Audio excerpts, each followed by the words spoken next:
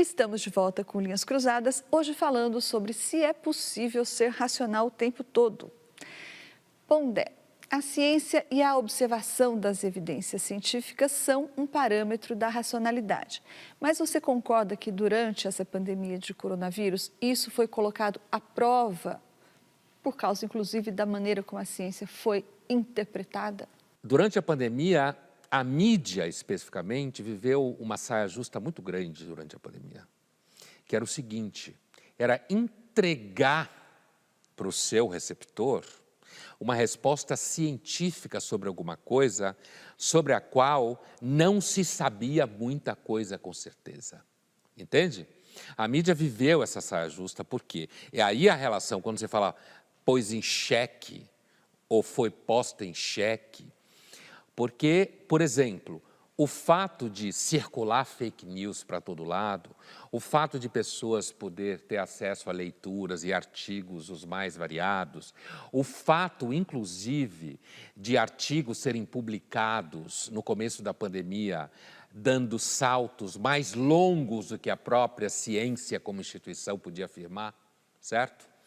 Isso fez com que surgissem todo tipo de interpretações absolutamente absurdas durante a pandemia.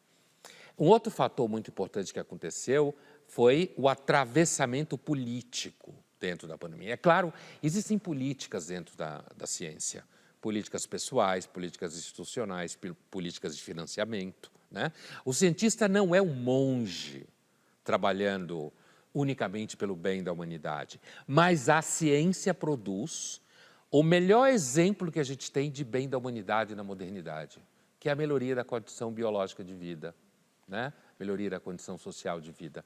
Durante a pandemia, você teve pessoas que espalharam fake news sobre ciência, você teve ideologização da pandemia, no sentido de que tanto aqueles, no caso do Brasil, que eram bolsonaristas e ficavam negando a ciência, quanto a ideia de que, se você hoje afirma que estamos num momento diferente da pandemia, ou que a pandemia está numa situação de recuo, podem chamar você de bolsonarista ainda hoje. No momento de agudo ataque à ciência que aconteceu no Brasil, você não podia, nós que trabalhamos na mídia, você não podia relativizar, dizer, olha, talvez tal cientista ou tal médico está falando isso, porque isso está vinculado também a uma questão de carreira, você não podia fazer isso.